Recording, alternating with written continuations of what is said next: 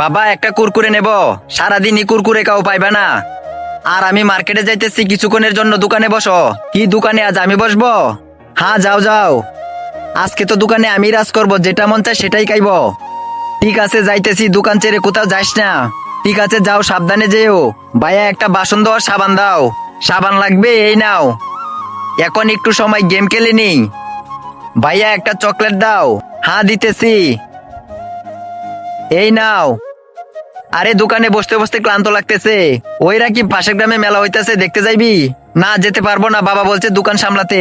তুই বসে থাক, আমরা যাচ্ছি। আরে কত সময় হয়ে গেছে, বাবা কখন আসবে? কোথাও পাইতেছে, কি করব, একটা কাজ করি, কুরকুরে কে নেই।